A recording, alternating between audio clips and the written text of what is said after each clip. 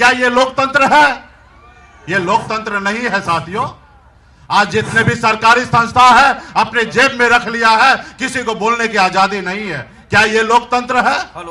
आज देश में हजारों लाखों करोड़ रुपया देश के जनता का खर्च हो रहा है चुनाव पे, इसलिए क्योंकि जनता मालिक है और जनता जिसको चाहेंगे उनको बैठाएंगे। लेकिन आज क्या हो रहा है? हर चीज को अपने कंट्रोल में लिया जा रहा है। आज देखिए कांग्रेस पार्टी इतनी बड़ी पुरानी पार्टी, आज उनके बैंक खाते को सीज कर दिया गया ताकि वो सही से चुनाव न लड़े। आप बताइए, हमारी भी पार्टी को बहुत कोशिश की है, खास करके मोदी जी, कि मुकेश सहनी का पार्टी को समाप्त कर दे। लेकिन हमने बहुत मेहनत किया, लेकिन हमारी पार्टी को रजिस्ट्रेशन नहीं कैंसिल कर पाया। हमने उसके लिए काम किया। इस देश में 927 पार्टी को रजिस्ट्रेशन कैंसिल करवा दिया ये मोदी जी की सरकार ने। तो साथियों, हम सबको मिलकर लड़ाई लड़ना पड़ेगा, संघर्ष करना पड़ेगा। जैसे हमारे पूर्वज ने संघर्ष किया वैसे हम सबको संघर्ष करना पड़ेगा। आज हमें खुशी है कि आज हम ऐसे शक्ति के सामने में लड़ाई लड़ रहे हैं जो आज गरीब पिछड़ा लोगों को, सपना को अपने पैरों तले कुचल रहा है। क्या बोले थे मोदी जी कि हम पे एक बार भरोसा कीजिए, हमको लाइए, हम अच्छा दिन लाएंगे। क्या आप लोगों को अच्छा दिन मिला है? आज बताइए ना, 5 किलो चावल देना ये हमारे लिए अच्छा दिन है। आज हमारे बच्चे नौकरी के लिए तरह तरह के भटक रहे हैं, दूसरे राज्य में नौकरी करने के लिए 8,000 के नौकरी के लिए मजबूर है। आज हमारे लोगों को नौकरी नहीं मिल रहा है। तो इसलिए साथियों, आज कहीं ना कहीं हमें लड़ाई लड़ना है। आज मोदी जी देख रहे हैं, गांव में एक कहावत है, गांव में कोई अमीर घर के परिवार के लोग होते हैं, काम धंधा करते नहीं है और बाप दादा का जमीन बेच बेच कर खाते हैं। तो गांव में कहना है कि अरे बाप दादा की जमीन बेच कर फुटानी क्यों कर रहे हो? आज का सरकार वही है, हमारे सरकारी संपत्ति को बेच बेच कर और देश को कह रहे कि देश आगे बढ़ रहा है। देश पे पहले जो कर्ज था उससे 4 गुना ज्यादा कर्ज हो गया और कह रहे कि देश विकास कर रहा है। आज देश के लोगों को सिर्फ 5 किलो चावल के लिए लाइन पे लगा दिया है और कई लोग कह रहे हैं कि देश तरक्की कर रहा है। आप बताइए, अभी 10 दिन पहले दुनिया के सूची में से हमें विकासशील देश से के नाम से हमें बाहर कर दिया गया और मोदी जी कह रहे हैं कि हमारा देश आगे बढ़ रहा है, डंका बज रहा है।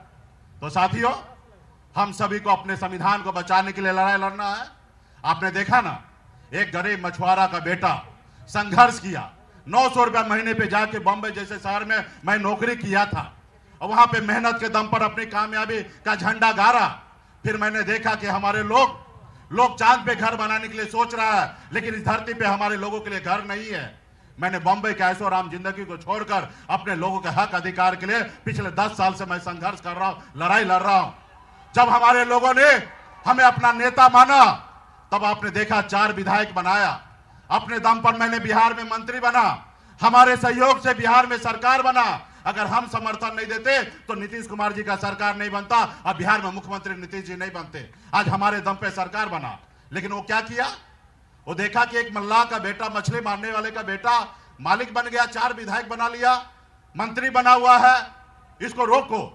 उन्होंने हमें रोकने का काम किया, हमारे पार्टी के विधायक को खरीद लिया, हमें उस सरकार से बाहर कर दिया। जो सरकार हमने बनाया था उस सरकार से हमें बाहर कर दिया। तो साथियों, हमारे पास एक ही विकल्प है, संघर्ष करना। उसको मुझसे नहीं तकलीफ है, उनको निषाद समाज से तकलीफ है। उन्होंने देखा कि मुकेश सहनी के नेतृत्व में निषाद समाज आगे निकल जाएगा। जैसे हमारे आदरणीय श्री लालू प्रसाद जी के नेतृत्व में पूरे बिहार के गरीब, पिछड़ा, दलित सभी लोगों ने अपने पैर पे खड़ा होने का काम किया। उसी तरीके से देखा कि एक मल्लाह का बेटा बहुत तेजी से काम कर रहा है, इसको रोको, और वो हमको गुलाम बनाने का कोशिश कर रहा है। आज बताइए, हमारी लड़ाई है कि जब दिल्ली में निषाद को आरक्षण मिल रहा है, जब बंगाल में निषाद समाज के सभी उपजाति, चाहे वो बिंद हो, बिलदार हो, नुनिया हो, मलाह हो, चाहे हो तियर हो, बनपर हो, केवट हो, सभी को आरक्षण मिल रहा है इसी का। और इसके लिए हम लोग लड़ाई लड़ रहे हैं। कई बार मोदी जी ने वादा किया कि हम आपका काम करेंगे, हम आरक्षण लागू करेंगे। जब उसका समय निकल जाता है तो भूल जाता कि मल्लाह का बेटा कौन हो तुम, तुम्हारा समस्या क्या है। तो आज देश के प्रधानमंत्री का काम है कि हर गरीब युवा के बारे में सोचना, हर जाति धर्म के बारे में सोचना, लेकिन वो नहीं सोचते हैं। वो आएंगे आपको लड़ाने के लिए आएंगे, धर्म के नाम पे लड़ाने के लिए आएंगे। तो इसलिए साथियों, हम सब इस संसार में, इस भारत में हम सब जाति धर्म के लोग आपस में भाई बनकर भाईचारा के साथ रहते हैं।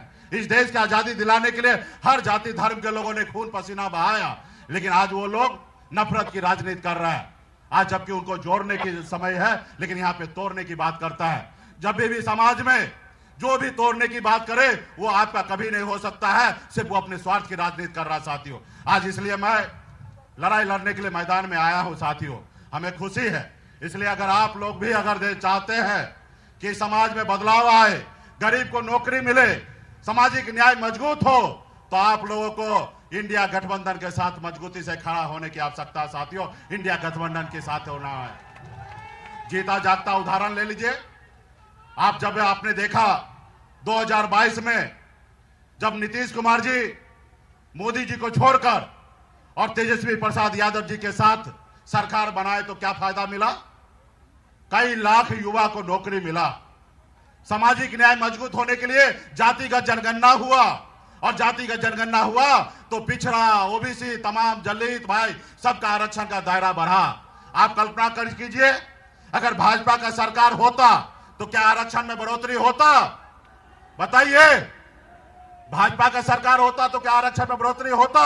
नहीं होता, क्योंकि वो सरकार लालू प्रसाद जी के विचार पे चलता था, इसलिए आरक्षण में बढ़ोतरी हुआ साथियों, इसलिए आरक्षण में बढ़ोतरी हुआ। अगर भाजपा के साथ सरकार होता तो ये 6 लाख युवा को नौकरी मिलता? नहीं मिलता साथियों, युवा को नौकरी नहीं मिलता।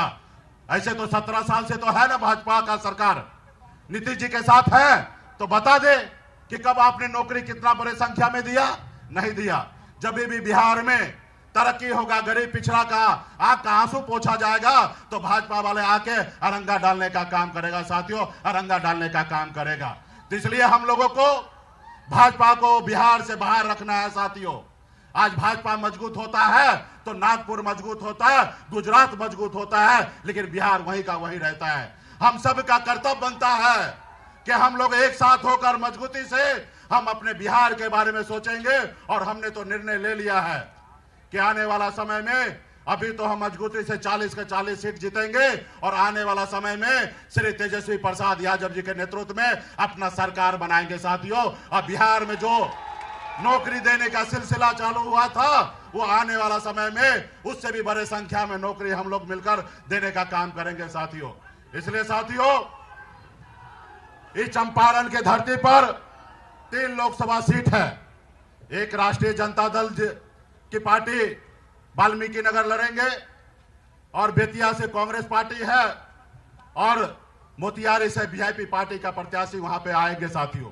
और आप सब मजबूती से सारे 40 के 40 लोकसभा सीट मजबूती से जिताने का काम कीजिएगा, तब आने वाला समय में